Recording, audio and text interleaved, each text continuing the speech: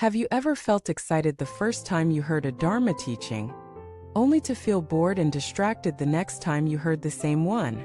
Have you wondered if your spiritual enthusiasm is fading, or worse, if you're not meant for the path? Welcome back to our channel.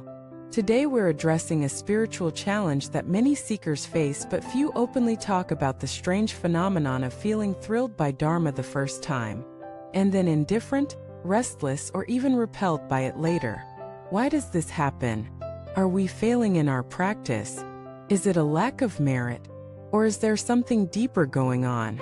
In this video, we'll uncover the subtle mechanisms behind spiritual restlessness. We'll explore the psychology of the mind, the energetic patterns of attention, and the timeless wisdom of great masters who understood that the path to depth must pass through the desert of boredom. Let us begin with honesty. The first time we hear the Dharma, it often feels like lightning. It cuts through illusion. It touches places in our hearts we didn't even know existed. We leave inspired, thinking this is it. I found the path. But then the next talk feels repetitive. The words seem the same. The inspiration fades. We start to think, I already know this. We fidget. We open other tabs. We check our phones. The mind looks for something new. Why? Because the modern mind is trained to chase novelty. Our culture rewards stimulation. Everything we consume, from social media to entertainment to advertising, is designed to keep us moving, clicking, swiping. We are addicted to new. And Dharma doesn't always give us new. It gives us true. And truth, unlike novelty, doesn't always feel exciting. In fact, it often feels uncomfortable. Why? Because it demands repetition. It requires digestion. It asks for us to stay, not to escape.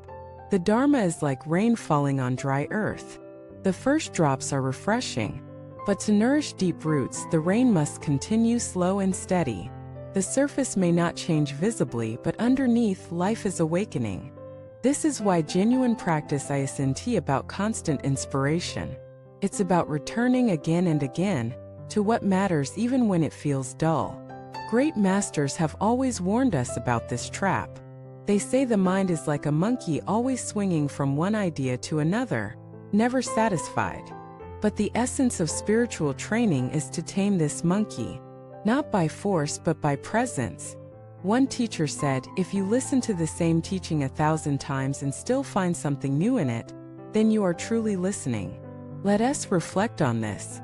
Truth doesn't change, but we do. Our understanding evolves. Our depth increases. What once seemed simple begins to reveal its layers. Imagine a musician practicing scales.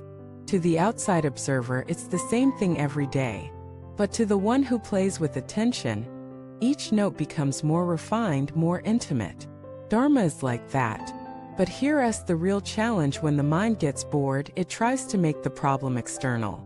Maybe this teacher isn't inspiring anymore. Maybe I need a new lineage.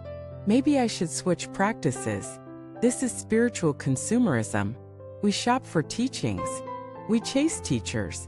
We abandon the path the moment it stops giving us a dopamine hit. But the great journey isn't a series of fireworks. It's a walk through every kind of weather. So what do we do when boredom strikes? First, we recognize it as a phase, not a verdict. Boredom is a signal, not a failure. It tells us that we've moved from engagement to expectation. We expect the teaching to entertain us. But Dharma is not here to entertain. It's here to liberate. Second, we return to the beginner's mind. No matter how many times you've heard the Four Noble Truths, hear them again as if for the first time.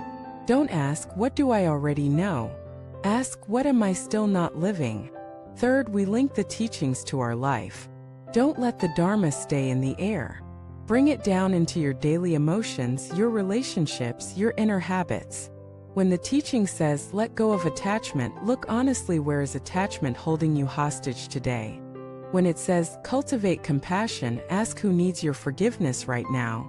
By applying the Dharma, repetition becomes revelation. And finally, we honor the slow path. Modern life is fast, but awakening is slow. It grows like a tree, not like an explosion. You can't microwave enlightenment.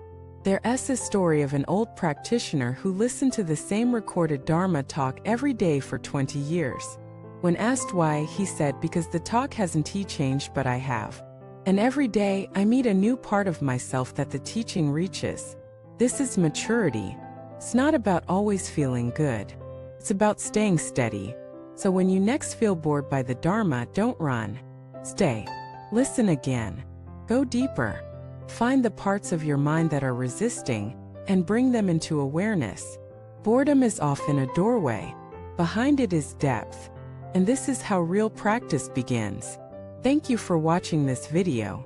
If you've struggled with keeping your enthusiasm alive on the path, you're not alone. Share your thoughts in the comments. What helps you stay present?